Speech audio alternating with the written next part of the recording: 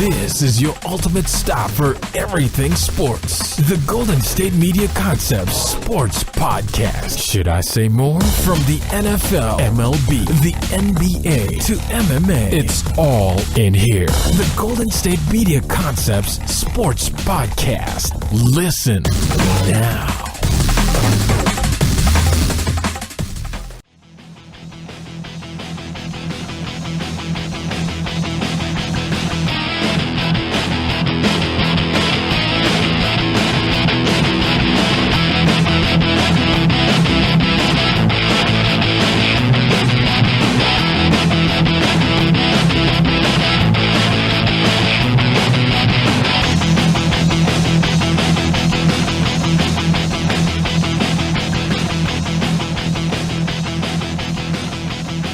Hello, everybody, and welcome to the GSMC Sports Podcast, brought to you by the GSMC Podcast Network.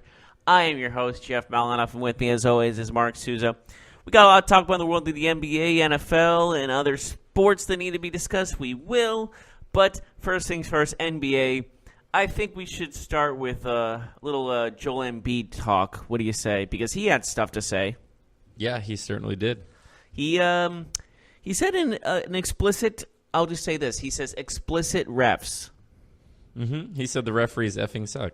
Yes. That's exactly what he said. And I haven't heard anything about a fine or anything, but I'm assuming that's what's going to come down to. It's still early. He'll definitely get tagged with that one, right? Oh, absolutely. But I don't know how much. But I expected something to happen like this morning, to be honest with you, because that's usually how they act really quickly when it comes to this sort of thing. Mm-hmm. So... regardless, it was a nice little end to his press conference. Yeah, he just there wasn't even a question about the refs. He just stood up and then said the refs effing suck and then walked away. Talk about a drop the mic moment. Yeah, absolutely. This coming off the back of the Philadelphia 76ers losing again to the Celtics. They just cannot beat this team for whatever reason. The Celtics have their number.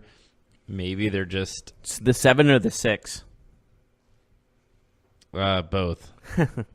Maybe the Celtics are just the kryptonite for the Philadelphia 76ers, and maybe even with the additions of Butler and Tobias Harris, they just can't seem to shake Brad Stevens and all the players that the Celtics have. Another thing that was interesting is Kyrie Irving did not play, and a lot of Celtics players I thought had good games. And this isn't the first time this season that Irving's been out of the lineup and other Celtics have been able to flourish. And remember, this is coming off the back of one of their players talking about the other day about how it seemed like a lot of individuals were out there on the court and that there was maybe a lack of team cohesion. They weren't having fun, supposedly. Right. So... yeah, I'm not sure what to make of it, but Boston is now 10-2 against Philadelphia since the start of last season. That also includes the 4-1 series victory in the Eastern Conference semis last season, and they're 3-0 against the Sixers this season.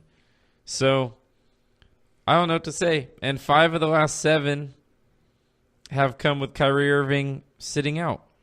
So it's not even him. It doesn't really matter who plays that night for the Celtics.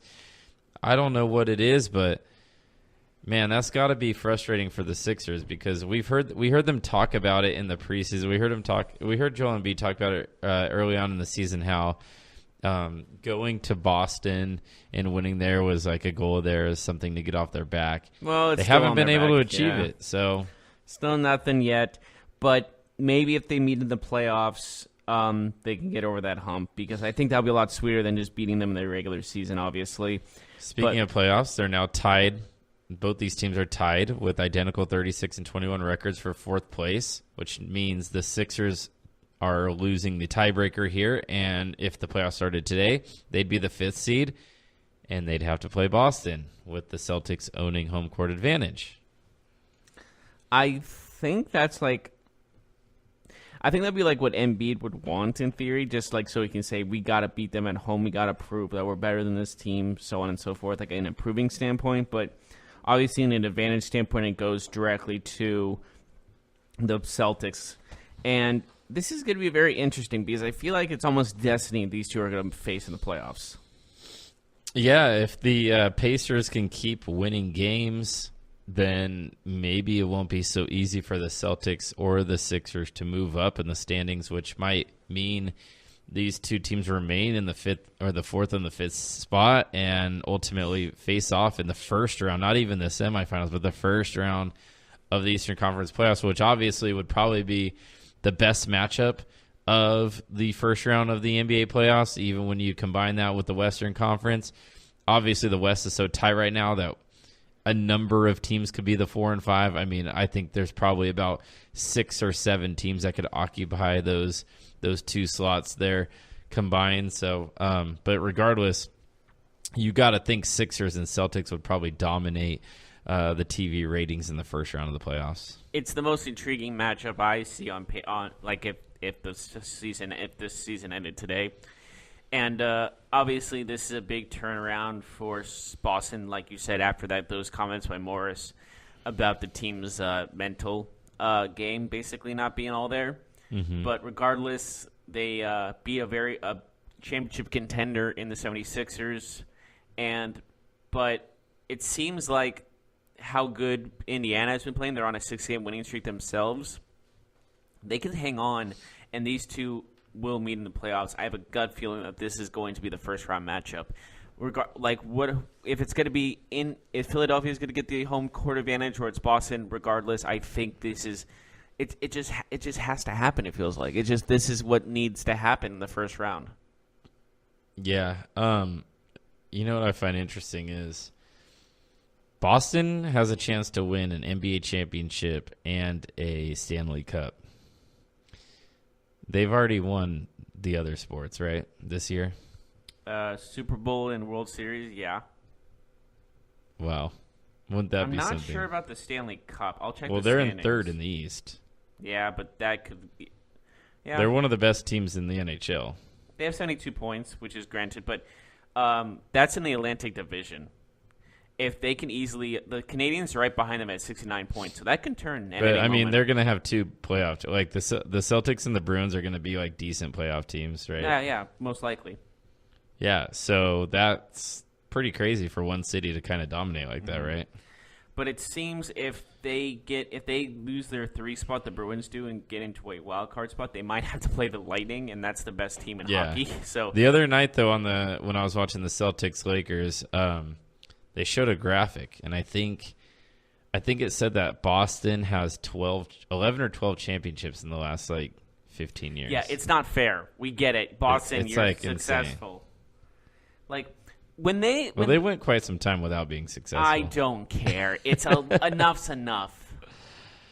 What do you have against Boston? I have nothing against Boston. I'm just saying that if they complain or be sad about a 5-year stint of losing and not winning a championship, if they complain about that, I'm not going to have any sympathy for them. You've been rich with probably the greatest run of championships in multiple sports for one city in ever. Mm-hmm. So you can probably go. Everyone who's been watching this last 15 years and been a fan of the Boston teams can probably go the rest of their lives without seeing them win another championship and be happy. Mm-hmm. Whether guys like in Cleveland that saw one championship in 67 years, mm-hmm. and the Philadelphia fan base who hasn't seen before the Super Bowl last year didn't see a championship since the 76ers of the 60s, roughly, or 70s. I'm not sure when the last time the 76ers won a championship, but regardless, everyone else who has a big fan base has been experiencing a lot of lows. So Boston, just be happy you have a good franchise in multiple sports and be grateful for it, because sooner or later there's a whole generation of Boston kids who just think all their teams win all the time. Yeah, but here's the thing of what I say about that is there's going to be every franchise, regardless what team or what sport, has a slump, and these teams are due for slumps. I mean, when I was a kid, one of my favorite professional sports teams won a championship, and they were pretty much good every single year. And I thought, it's always going to be this way. My team is always going to have a chance to win the championship in this sport every single year.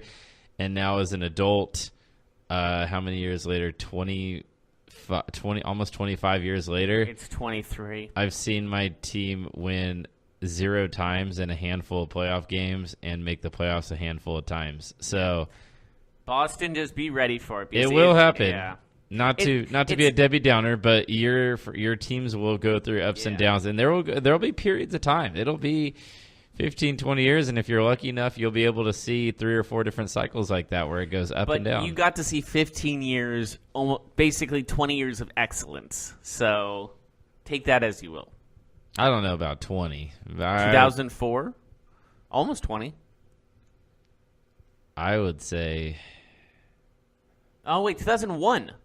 So 18 years. With this particular team that I'm talking about, I think they've only made the playoffs maybe 5 or 6 times in the last 18 I'm not years. talking about your team. I'm talking about Boston. Oh, well, I'm talking about Boston you said has. you, so I thought you were talking to me. No, so. I was talking about like Boston having 18 years of excellence, almost 20 years of excellence. So absolutely, that's insane. So be grateful for that, Boston fans. If it ever does happen, it doesn't seem like it's going to happen anytime soon, but I think eventually they will be looked at as, remember that great dynasty all those years ago? Because that's kind of how things work now. I mean, look at the Cowboys. Yeah. Speaking of franchises who've kind of fallen off, the Lakers, good example. They are, one of the top 2 NBA franchises of all time, and they've had a lot of bad seasons. I don't know, in the last 7-8 years or so, but the Lakers lose last night to the Hawks, which was a very bad rough. loss. Yes. They were winning in this game, but they had a bad third quarter, and they just had an absolutely terrible fourth quarter. The Hawks did not even play well, in my opinion. This was a very sloppy game for sure. The Lakers just blew it. Like, they just couldn't score. I mean, there was a point in time last night where the Lakers had 8 points in the fourth quarter. I think there was 3 minutes left in the game. They just could not score. Nobody was hitting shots. And after the game, there was a anonymous player that said, "Look around. Does it seem like anybody really cares about this loss?" And I found that very interesting. And is that poor sportsmanship?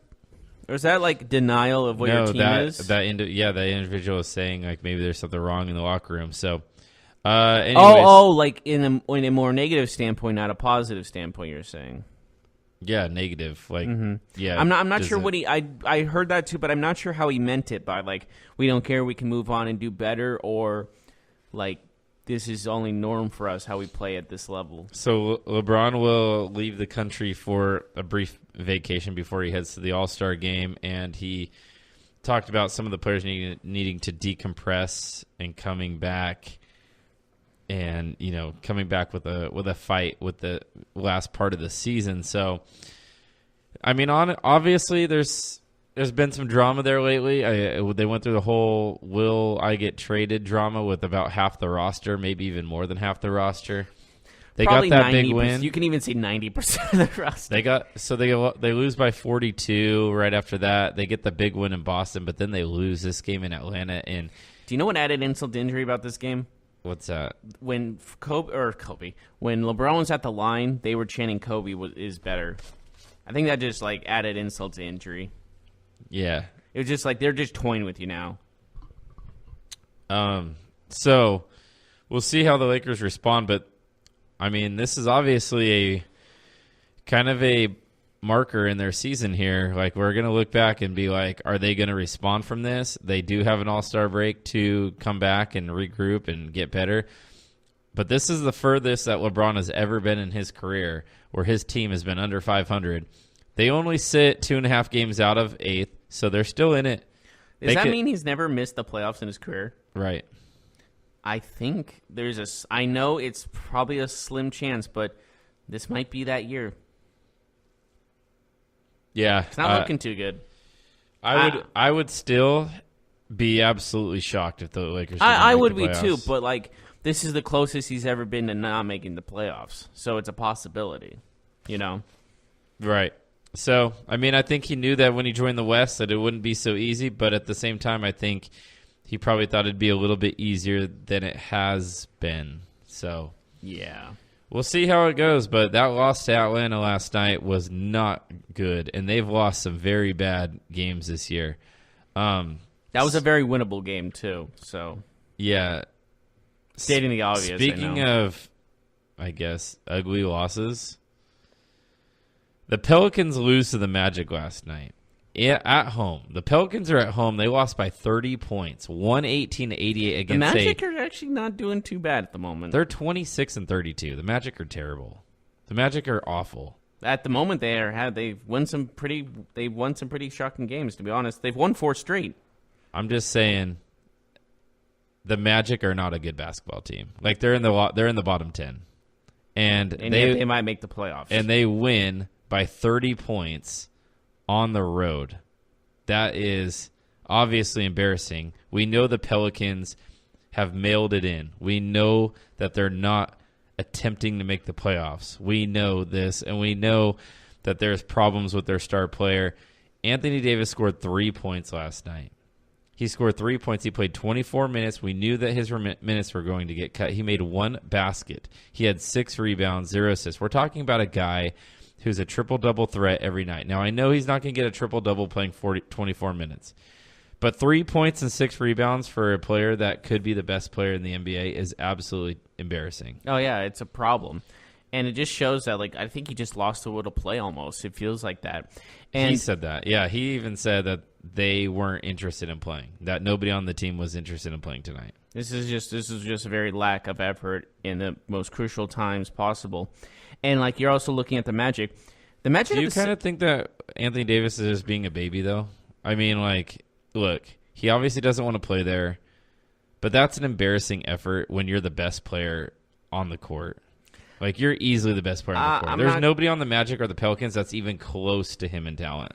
I don't know. I won't call him a baby yet. I mean, we'll see how the season continues. Well, I'm saying, that's obvious. It's obvious that he's sulking out on the court. He's not giving his effort, right? He scored 3 points. Anthony Davis. We're talking about Anthony Davis, who's arguably the best player in the NBA, right? Yeah. I'm just saying I'm giving you the benefit of the doubt at the moment. If LeBron had a game where he had 3 points and 6 rebounds, what would you say? I wouldn't say baby. I would just say, something is off. Something's wrong here. And obviously something's wrong there in New Orleans because he doesn't want to play there anymore. Right. So, but what I'm saying is he's obviously disgruntled. He obviously doesn't want to be there. But don't you think he should be more of a professional and put in a decent effort?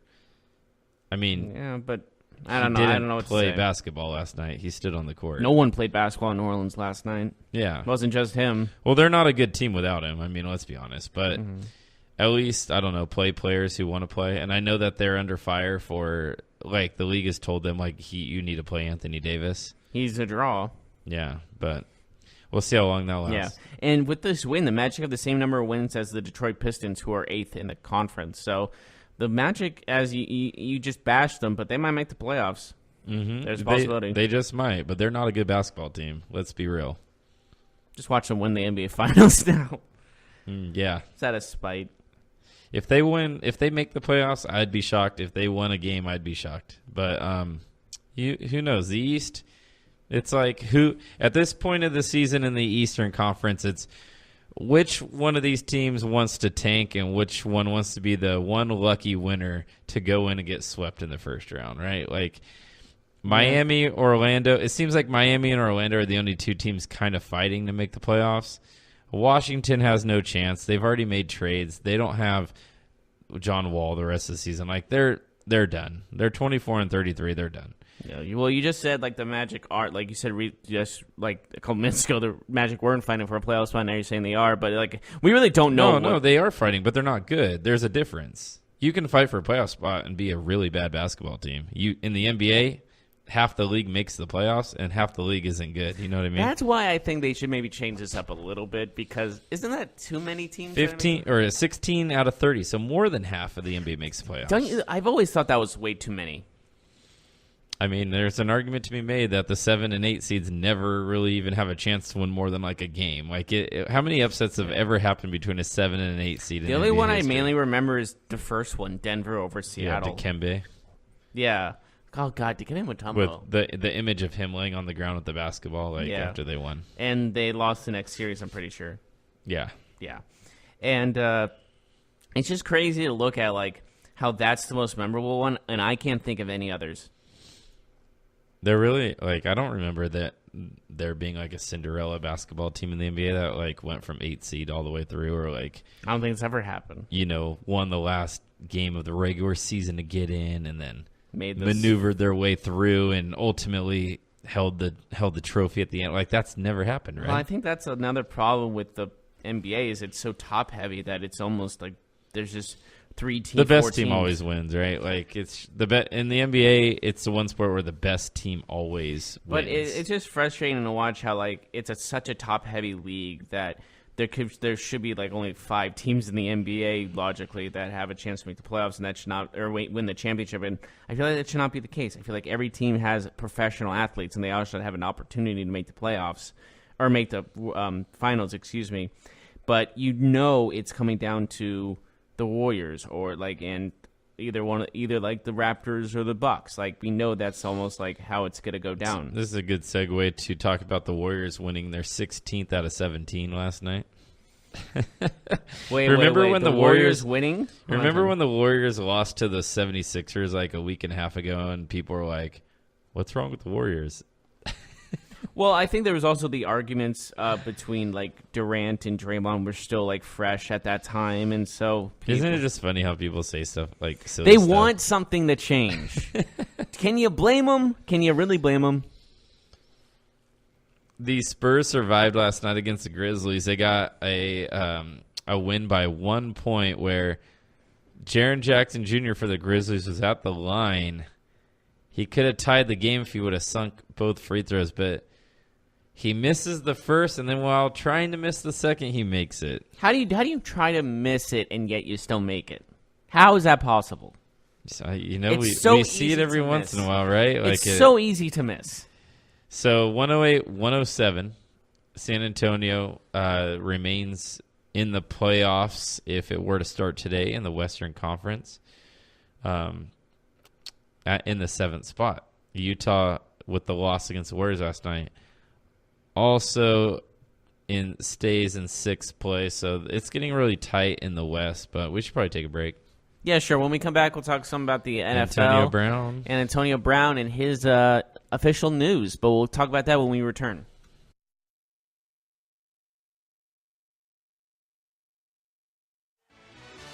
Are you looking for the very best NFL and college football podcast? Then check out the GSMC Football Podcast. Get the latest football news both on and off the field. From the NFL Draft to trades to the rumor mill to the NFL Combines. They got you covered. That's GSMCpodcast.com/football-podcast. Get updates on college rivalries, game day insights, and much, much more. It's football talk the way you want it. This show eats, sleeps, and breathes football. Don't forget to like them on Facebook and follow them on Twitter. Visit GSMCpodcast.com for more info.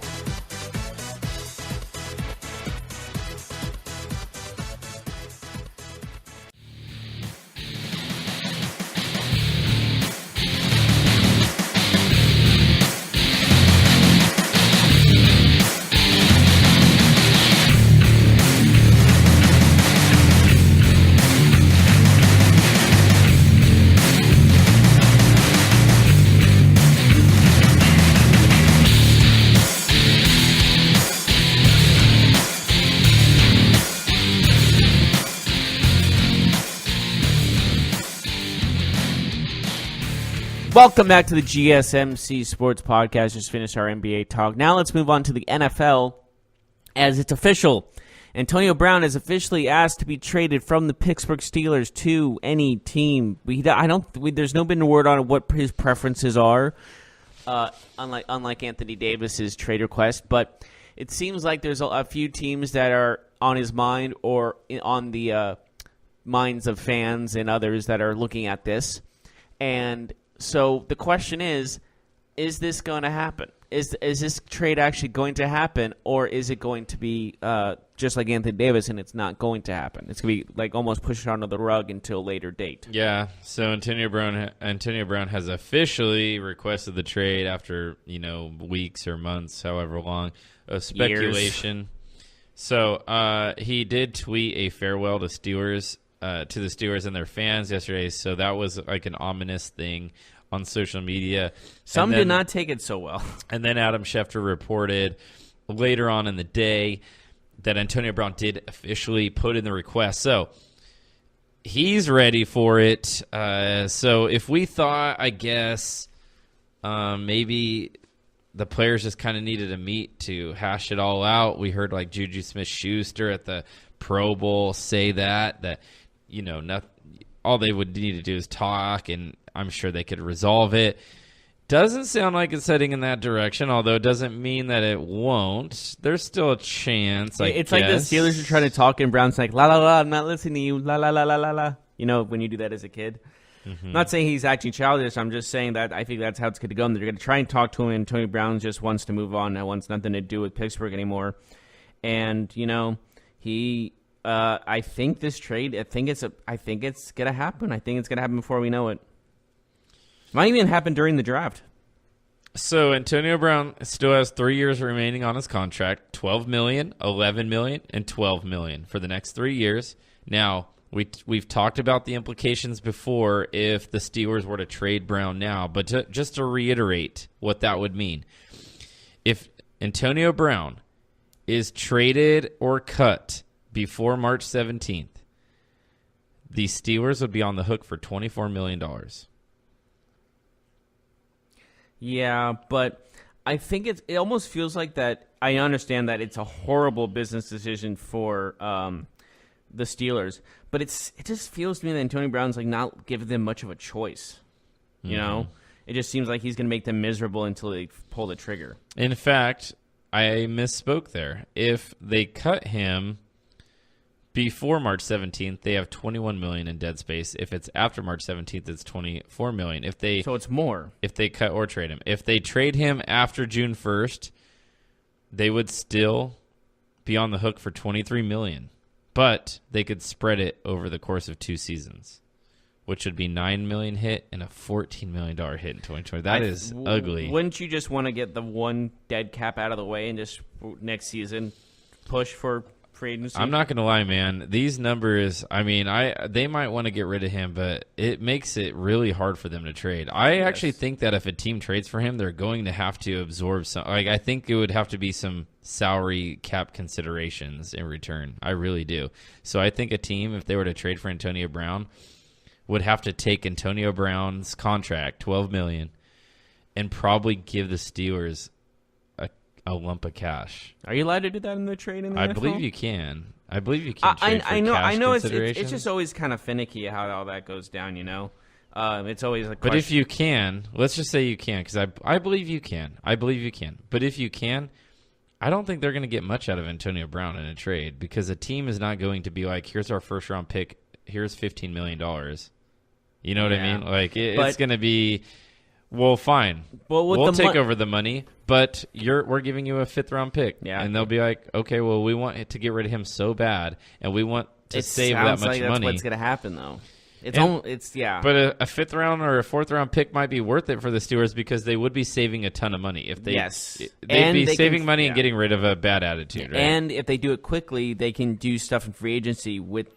They get rid of that lump of cash. Right, or use a draft pick for this year's draft. Right. Yeah. And with that, I say that I think the most they can probably get if they ask for money as well, if that's the thing they can do, is a 3rd round pick. Even that's a little high, but I would say that's probably the most they probably can get out of it. If they go for money. Imagine if somebody told you like a year ago that Antonio Brown would be traded for a 4th round. I would pick. laugh I would laugh in your face. I would point and laugh at them and tell everyone how stupid they are. Yeah, and then that person would break down why, and you'd be like, "Oh, well, that actually does make sense." But just on the onset, it would be like, "No, man, that's a ridiculous thing to say." And to an average fan, you're insane.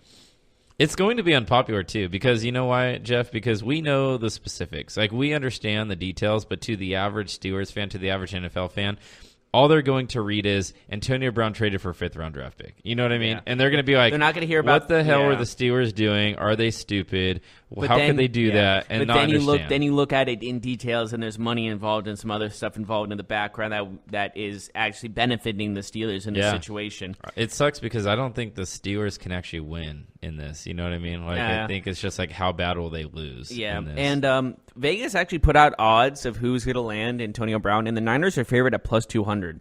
So and the Niners do have a lot of money. They do have a lot of money. They would be one of the teams that would be like, okay, willing to give up like $15 million because they have the money to do that. Because they could do it this year. You know what? You want to know what's crazy? Jimmy Garoppolo is going to be the 21st highest paid quarterback in the NFL this year. 21st, and that's excluding. That's excluding if there's somebody out there like a Nick Foles that wasn't gets he signed. like the top 3 or 4 at one point? Yes, because last year they paid him like $35 million.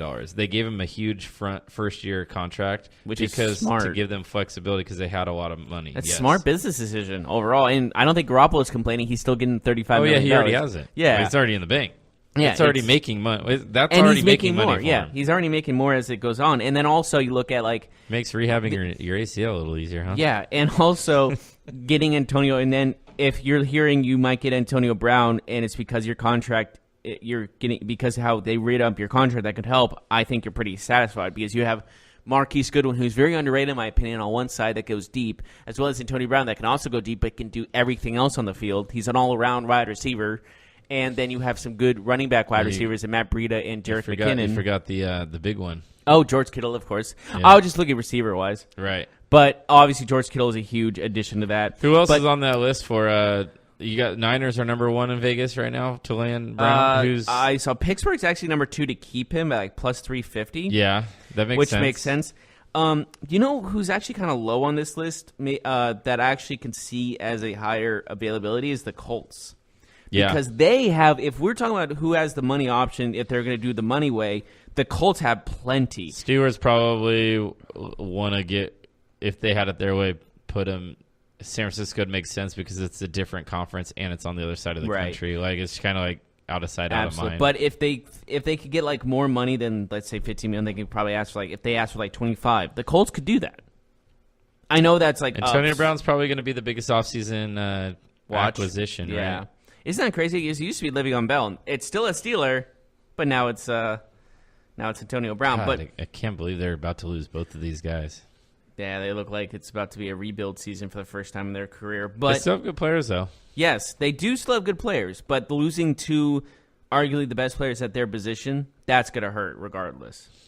And with that, I do say like or we maybe said, what about if the Steelers just ask for a ridiculous amount of draft picks in return because they're saying, look, we are going to take the cap hit. We are going to pay $23 million to a guy that's not on our team in the next 2 years. So we're asking for a first, a second, I don't know, like something ridiculous because that's their positioning. I could actually see that happening. If I'm the other team, I'm willing to take Brown plus give up money rather than high picks, but maybe that's the price that the Steelers set. But the thing is, who's going to be that team? I guess we'll find out. Because that is a big time question in this. If they can't get the money, but I think they can easily get a trade for a 3rd round pick and money better than multiple 1st round picks. I know one team that won't be trading their 1st round pick for Antonio Brown. That's the Arizona Cardinals. I heard people like saying he was going to fit there and that was going to work out, but no way they're giving up a number 1 overall pick for him. But speaking of the Cardinals, Cliff Kingsbury says that Josh Rosen is their guy. Kind of, I guess, maybe putting down the flames that everybody was saying, oh, they're going to draft Kyler Murray. Yeah. We know that Kingsbury had some comments, obviously in a different circumstances. He's not going to say, yeah, we're getting rid of Rosen first. A few months back, in different circumstances, Kingsbury said, I would draft that guy number 1 in regards to Kyler Murray, but that was when he had a job in college, and Kyler Murray was still in college as well. And also, you got to look at this. He's not going to say, oh, yeah, we're getting rid of Rosen, as they still have Rosen. They don't really know what they're going to do yet with Rosen. They still might not know. And with that, I say, like, he's going to, obviously, Rosen's their guy, but we really don't know until draft day, until the pick comes in, and Goodell goes onto that podium and gets booed, because that's happening, and saying who they draft. Until then, we really don't know what the plan is.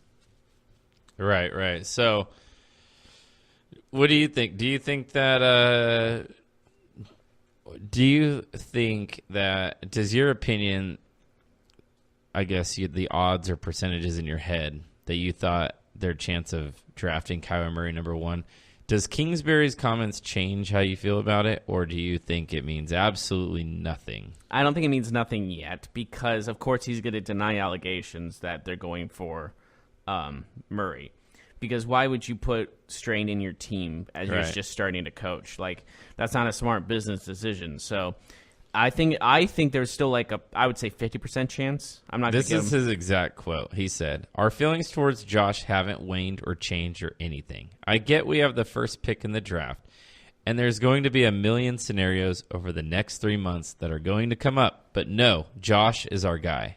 That's exactly what he said. He never said anything about how they feel about Rosen. They said, we know our feelings about Rosen haven't changed. Then they draft Kyler, and he goes, well, they're both our guys. Kyler's our guy. Josh is our guy. But do you notice how he never said, our thoughts of Rosen have not changed, and we really don't know what their thoughts are on Rosen?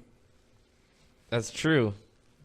I know. But then he said he's their guy. So then it was like. But for now. You're trying to read between the lines there. You're trying to find that aha quote, right? Yeah, but I understand he's saying that's our guy, but I'm not buying it. I'm not saying anything's for sure until Goodell's on that podium. Yeah. Because we really have zero clue. You remember when Goodell was on the podium and he said Marcus Mariota? He said Mariota? Yeah, he butchered his name.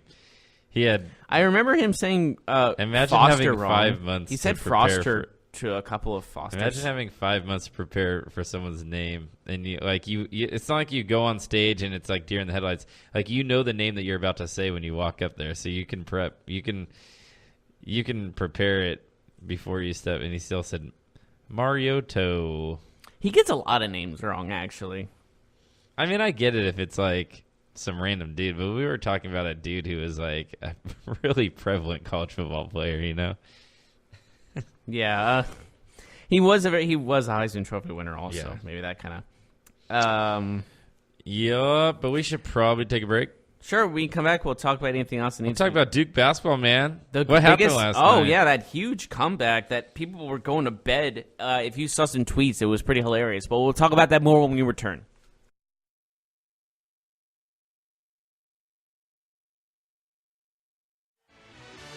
Check out the show that's built on the MMA. From the UFC to extreme cage fighting, they got the fights covered. Check out the GSMC MMA podcast. Get the latest news on past or upcoming fights. Join us as we talk to and about some of the biggest names in the MMA, past, present, and future. When it's the fight game, there's just one show to check out. GSMCpodcast.com/MMA-podcast. Don't forget to like them on Facebook and follow them on Twitter. Visit GSMCpodcast.com for more info.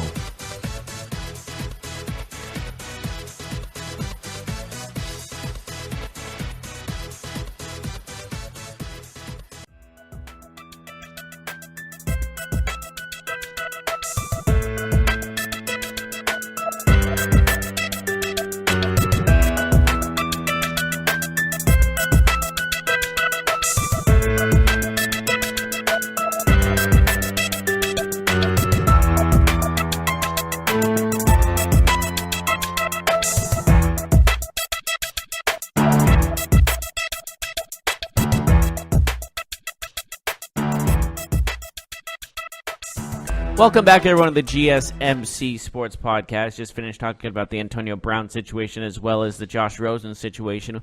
We'll keep an eye on that as the days go on because I'm expecting more of the same. Of this is going to be in the news for quite a couple of days. Mm-hmm. But regardless, whoa, hold up. Ravens have agreed to in principle to trade Joe Flacco to Denver. That is, it can't go through until March 13th, granted, but it seems like this is going to happen. Sorry to interrupt about Duke. We'll talk about Duke in a second, but this needs to be talked about real quick. Yeah, Denver's a team that I figured was going to move on from Case Keenum. I mean, Yes. I thought that, and in all I did of our not expect it to be a speculation- trade, though. Well, in all of our speculation, I kind of figured that they would make a move for a quarterback. I was thinking maybe they'd be the team to go get Nick Foles. Mm-hmm. But You were saying then. obviously, Flacco seems to be like the next option in the veteran free agent market. Yeah. There's a few others, but he's the one with the most success. Yes. And with this trade, obviously Lamar Jackson's the guy in Baltimore officially. I think that makes it official. But the question remains, is Joe where does Case Keenum go from here? Is he just the backup now there in Denver, or is he going to get cut? They might keep both. I would assume that they cut Case Keenum, but I wouldn't say it's the craziest idea for them to keep both and see kind of how it shakes out. He's a pretty good backup, all things considered. So My bigger question is, what is Baltimore going to do? Because, yes, Lamar Jackson, you draft him in the first round to be your starter, but they're going to need a backup quarterback because I don't know if Lamar Jackson can stay upright through a whole season, especially if they don't change the offense to make him take way less hits than what he did last year. Now, we know just because what he did last year doesn't mean that's how they're going to play going forward, but he is a running quarterback, so they know they will have incorporating running plays and plays that get him outside and get him to take hits. So they got to think about who they're going to add as a backup quarterback now. Yeah, and that's a big question. But also, everyone's talking about Lamar Jackson, and he can't throw the football. He can't run 30 times in a game. So he's got a lot of work to do this offseason if he's going to be the quarterback for 16 games in a season. Mm-hmm. Because obviously he can't do what he did at the end of the season this year for an entire season. He'll get killed. You just absolutely cannot. I mean, it would be unprecedented, in my opinion. I still haven't seen a team run with their quarterback that much. And I know people are like, oh, yeah, Cam does it, Kaepernick Not did that it. often, no way. It was not even close to This that was amount. every play. He had a couple of games where he had 23 rushes. And that means he got hit 23 times just in the running game. That doesn't factor in how many sacks he took, how many quarterback hits he took, how many times he got hit throwing the ball out of bounds but being pressured, So yeah. Anyways, that is big news. You said it can't be official until when? March 13th. March 13th. I think that's when the league officially starts. That the offseason the official offseason Yeah, begins. I think you can cut players right now, but you can't make official transactions in terms of trades and free agents. I thought it was the end of February, but I could be wrong with free agency. But it makes sense. Yeah. But what a big story that broke just now. This happened 5 seconds ago. Mm-hmm. Let's talk about Duke, though. Duke overcame a 23-point deficit against number 16 ranked Louisville last night to win 71-69. Down 23 points. Mike Krzyzewski told his players that they would win to just keep playing. And they did. Cam Reddish game-tying three-pointer with 1:28 left. And then he hit the go-ahead free throws with 14 seconds left, helping the Blue Devils, the number 2 ranked Blue Devils, win despite a big deficit. What do you take of this? Duke is now 22-2. Are they still huge favorites to win everything this year? Oh, without question. When you have a guy that's considered the best player of his generation, like the next LeBron James, and it's no joke how good he is, this is a serious contender. And they don't have just Zion. They have other great players that are projected. And Cam Reddish. Yeah. This team looks amazing at the moment. So I don't deny one bit that they are favorites, and I think they are going to make the win the national championship. I just think it's a foregone maybe not a foregone conclusion, but it seems to me it's like a Warriors type of situation. This is a really really devastating loss for Louisville. They were ranked number 16, and they had this win, and it kind of slipped through their hands, Yeah, absolutely. They had the game won, and they let it slip through your fingers, like you said. So it's more of a bad omen for Louisville rather than good for Duke, I would say.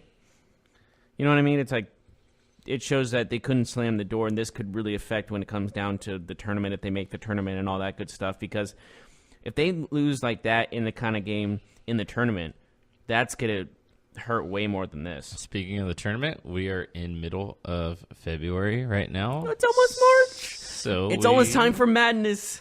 We are just right around the corner. Is that the best name for a sporting event, March Madness?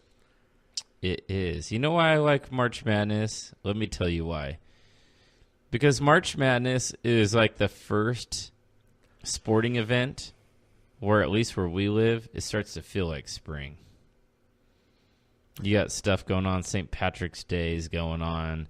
You have other things, but like the sun's out. It might be still cold, and you know when you start wearing shorts, but it's still too cold to wear shorts, but you do it anyways because it's like, oh, it's sunny, and you're like wishful that it would be like 5 degrees warmer, but it's not.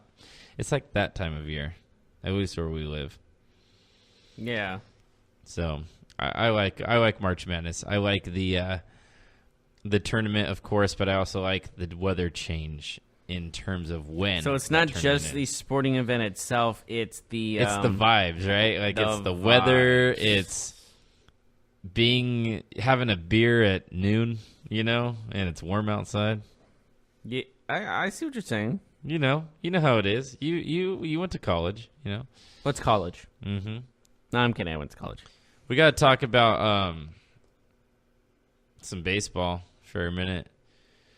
Justin Verlander, he had some interesting things to say about free agency. Mm-hmm. He basically said that free agency is dead. He was very critical on this entire process. It's just completely broken. He said he just quote broken, but dead. Is that the quote that he said? It's something like that. He just said it's broken. Or I think he said like the league is broken or something of that nature. Yeah, he says the system is broken. Yeah. Which dead, same thing. I get what you're saying, but like, yeah, he's right. Because if you listen to our baseball podcast, we are so sick and tired of waiting. He said on Twitter on Monday, he said 100 or so free agents are left unsigned. The system is broken. They blame rebuilding, but that's BS. You're telling me you couldn't sign Bryce or Manny for 10 years and go from there? Seems like a good place to start a rebuild to me. 26 and 36 is a great performance window too, speaking about the age of the two players. So what do you say about that? Do you agree with him? I do, because I think this totally could have been done months ago. In addition to Harper and Machado being left unsigned, Craig Kimbrell, Adam Jones, Dallas Keuchel, Alcides Escobar, Carlos Gonzalez, Carlos Gomez, Mike Moustakas, all names, in addition to those two big ones, that remain unsigned. And those are good baseball players. Allow me to do a loud sigh. Those are good baseball players. I mean, I know they are. That's what's frustrating me. Yeah. You can't sign these guys. You can't give them a good deal. Like, what is it the management's fault? Is it the players' fault? Who is that? Is it both? Like, what's the serious problem here? Because I'm sick and tired of all this waiting and just them. It sounds like they're just sitting on their hands, just waiting for a mega deal to come out. But that's just. Do you think that it might be because these players, the Machados and the Harpers, are not getting the contract offers that they thought they were? Well, they should not be thinking they are going to get that kind of money. They should just be worried about themselves rather than what Harper and Machado were doing. I mean, we don't even know if those guys have even gotten offers, right? Like the Mike Moustakas, Adam Jones of the world. We don't even know. I mean, we're assuming, just in the dark. We're in the dark about that. But Machado, we know Machado and Harper have gotten offers, and some of them have sounded ridiculous. Granted, how little money they're offered, but at one point you got to look at the fact you can't offer what these guys want. You think that you can't get this done. You can't make this work. I'm sorry, but management, you need to step up your game. There is speculation that it's because a lot of teams in Major League Baseball are actively not pursuing free agents, and they're just tanking until they can build up their team. So last year, the speculation comes from last year being 8 teams in Major League Baseball lost at least 95 games last year. 8. That's a lot. That is a lot. And it was the first time since Major League Baseball expanded to 162 games that more than 2 teams lost 100 or more games. Mm-hmm. So last year was the worst season in terms of top to bottom in Major League Baseball, the biggest stretch Well, the thing is, if the Phillies have so much money, why aren't they just offering what Harper wants? Or it sounds like they are, though. It sounds like he just doesn't want to go there. That's what I'm reading into it, is that he's waiting for another team to just swoop in and be like, all right, we'll pay you what the Phillies want. Sounds like the Giants is that team, but they're not offering him a long-term deal. They're offering him a short-term deal, and he wants a long-term deal. San Francisco would be like the worst place for him to sign for a short-term deal because it's not a hitter's ballpark. I mean, I'm just saying, like, if his goals, I don't think that matters in this term of sense when it comes to a contract. Well, if you're going to sign a short-term deal, I think it definitely matters because you don't want to look bad for a year or two and then not get what you lost on the market, Yeah, true. But I don't know.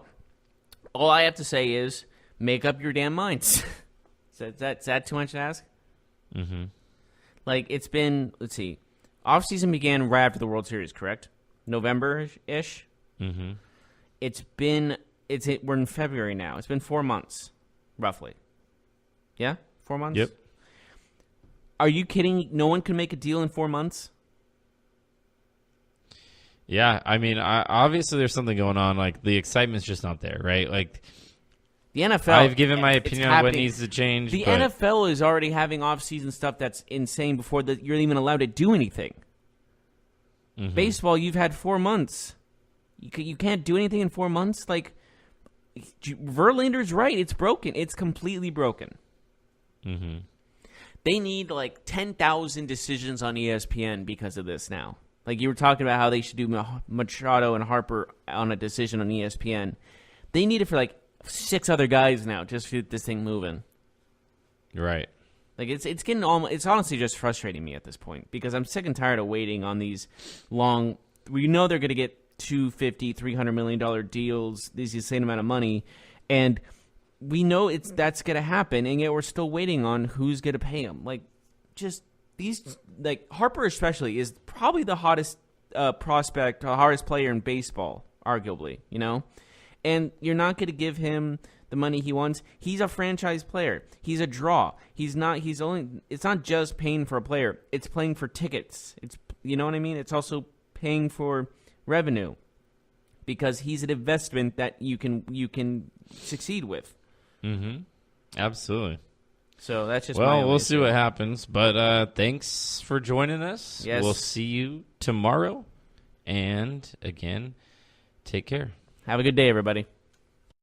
You've been listening to the Golden State Media Concepts Sports Podcast, part of the Golden State Media Concepts Podcast Network. You can find this show and others like it at www.gsmcpodcast.com. Download our podcast on iTunes, Stitcher, SoundCloud, and Google Play. Just type in GSMC to find all the shows from the Golden State Media Concepts Podcast Network, from movies to music, from sports to entertainment, and even weird news. You can also follow us on Twitter and on Facebook. Thank you, and we hope you have enjoyed today's program.